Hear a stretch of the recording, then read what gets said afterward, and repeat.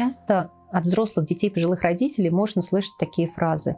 Я злюсь на свою маму. Я не могу разговаривать больше со своим папой. Я вообще не хочу его видеть. Мне сложно приезжать к своим родителям. Они от меня все чего-то ждут. Я злюсь, я не могу сдерживаться. Я говорю об этом родителям прямо, а потом испытываю колоссальное чувство вины. Меня зовут Мария Литвинова.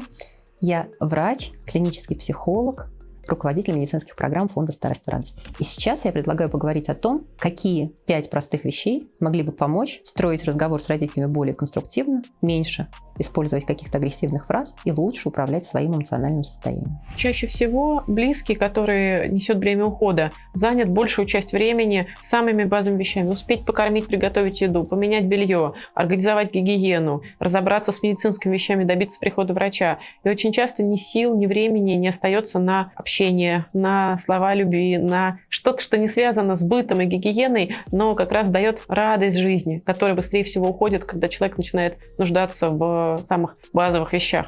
Знаете, наши близкие от того, что им теперь нужна помощь с уходом, помощь с тем, чтобы дойти до ванны или даже просто умыться, они не перестают быть нашими близкими, не перестают быть цельными людьми, личностями, которые хотят быть любимыми, которые хотят осознавать свою нужность. А знаете, как тяжело осознавать свою нужность, когда ты думаешь о себе, что я обуза, и я только жить мешаю моей доченьке. Конечно, есть ситуации, когда характер деформируется настолько, что вы не можете отличить болезнь от скверного характера, от мучительных, тиранических проявлений ваших близких. Но поверьте, чаще всего внутри человек страдает от нехватки любви, от непонимания, зачем он здесь, кроме того, что он мучает вас, он забирает ваше время и силы. И наши близкие стараются добиться хоть каких-то эмоций от нас. Если не получается позитивным вариантом, эмоции будут негативны, но они будут. Человек не живет без эмоций, без любви, без внимания. Не даете любовь, буду забирать другим образом. Поэтому, дорогие наши, найдите 3 минуты, сядьте рядом с мамой, обнимите ее, скажите, что какая бы она ни была болеющая, тяжелая, страдающая, она самая любимая мама, она ваша единственная мама, она самая лучшая мама для вас.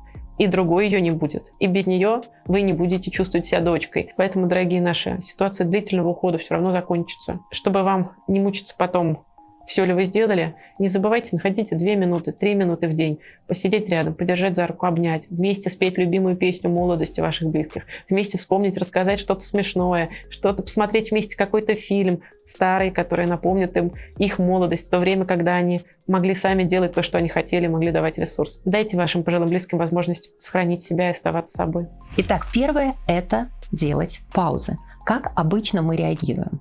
По принципу стимул-реакции. Нас что-то зацепило, нас что-то обидело, мы включились и выдали реакцию. Если в этот момент научиться брать хотя бы короткую паузу, сделать пару вдохов, выйти в другую комнату, выпить стакан воды, то мы можем сформировать отношение к ситуации. И задуматься о том, что в данный конкретный момент родитель может быть не виноват, что он не хотел ничего плохого, что он хотел сказать что-то другое. В любом случае, эта короткая пауза даст нам возможность выбора реакции. Мы не среагируем реактивно, мы среагируем осознанно и сможем найти ту формулировку, которая будет наиболее подходящей в данной ситуации. Например, вы столкнулись с тем, что в ответ на какие-то слова вашей мамы или вашего папы испытали злость. Вам хочется сказать что-то резкое и грубое. Если вы в этот момент возьмете паузу, выпьете стакан воды или скажете «мне нужна минутка», выйдете в другую комнату, вернетесь, то за это время вы можете найти более подходящую формулировку и сказать, что не готовы об этом говорить сейчас.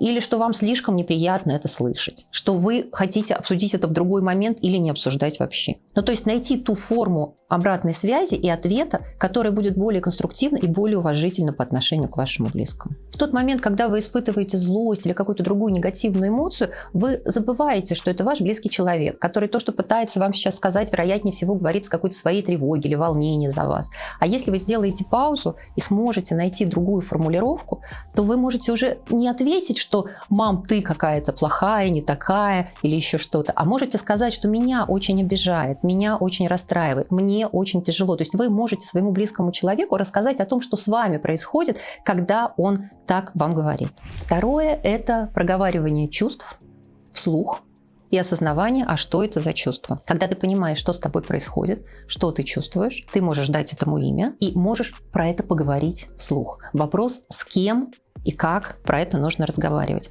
Есть такая концепция кругов поддержки. В центре, в самом внутреннем круге, всегда находится тот человек, который в самой тяжелой жизненной ситуации в настоящий момент. Да, это если мы говорим, например, про вопросы ухода, про вопросы какой-то сложной ситуации. И ему нужно много поддержки. Следующий круг – это близкие, те, кто находится рядом, в непосредственном контакте, осуществляют уход, осуществляют помощь.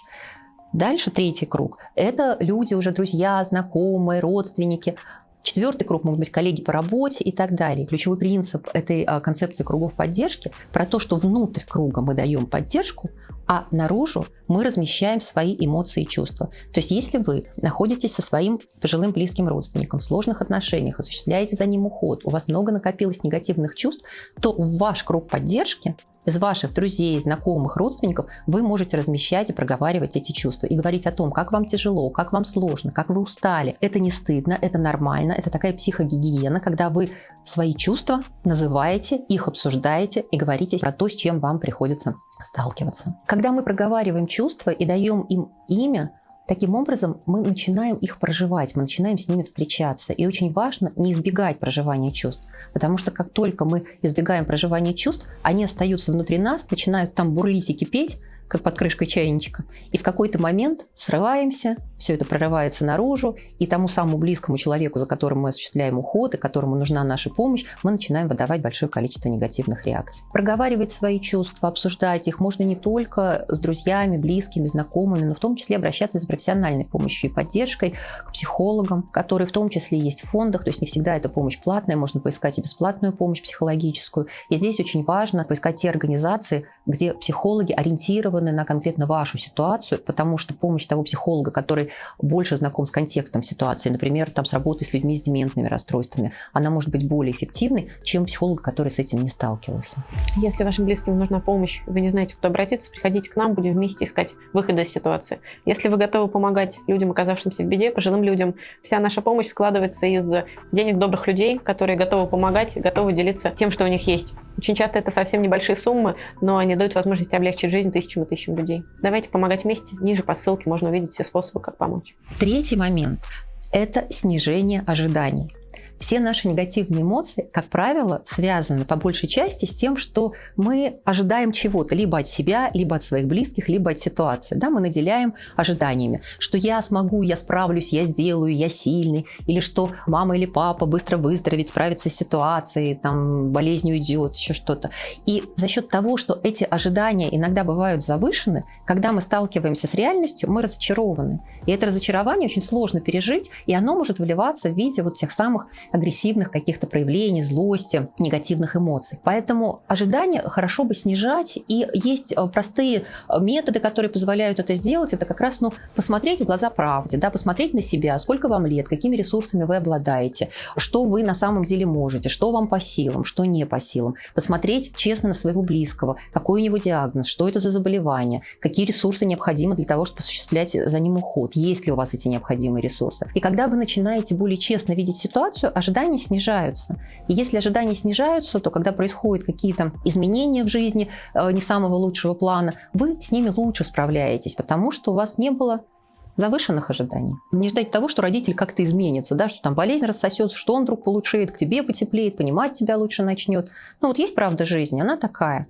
И если уметь в нее честно смотреть, то тогда меньше случается разочарований и легче переносятся какие-то сложные моменты. Четвертое – это найти место, если можно так сказать, личное убежище, где ты можешь побыть собой. Не быть ухаживающим, не быть тем, кто должен, обязан, на ком куча задач, а то место, где ты можешь встретиться с собой. Иногда это может быть просто твоя комната, где ты читаешь интересную книгу. Может быть, это поход на какой-то спектакль или концерт или выставку. Может быть, это встреча за чашкой кофе с твоими друзьями. Это должно быть то место, где ты – это ты. И где у тебя нет функций по уходу, по помощи, по заботе, где ты можешь побыть собой. И пятое, мне кажется, это, наверное, одно из самых важных – не ругать себя за срывы. Потому что обычно у нас это работает следующим образом. Мы не удержались, мы сорвались. А срывы бывают. Мы живые люди. Нас переполняют эмоции. И какие бы усилия мы ни прилагали, все равно бывают моменты, когда мы срываемся и говорим резко, да, что-то негативное.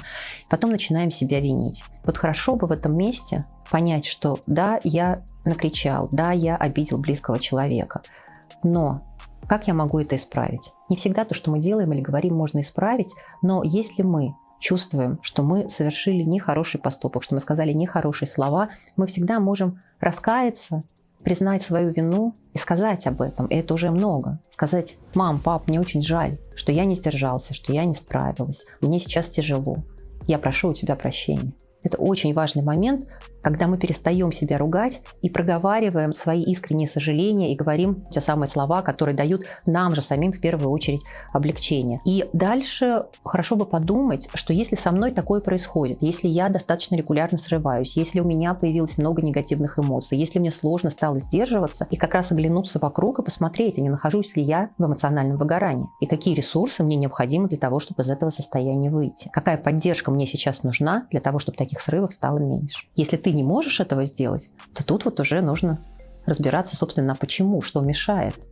Говорит тебе родитель о том, что жизнь несовершенна, мир несовершенен, ты несовершенен. В идеале ты другой взрослый, которого это ранить не должно. Ты про себя знаешь, насколько ты совершенен, что ты знаешь, что ты можешь, как ты воспринимаешь этот мир. И если ты в этом месте попадаешь в какое-то травматическое переживание и начинаешь родителю доказывать, что ты лучше, чем есть на самом деле, вот эта тема уже для такой психологической работы, понять, а что же, собственно, с тобой происходит и почему ты не можешь удерживать эту границу.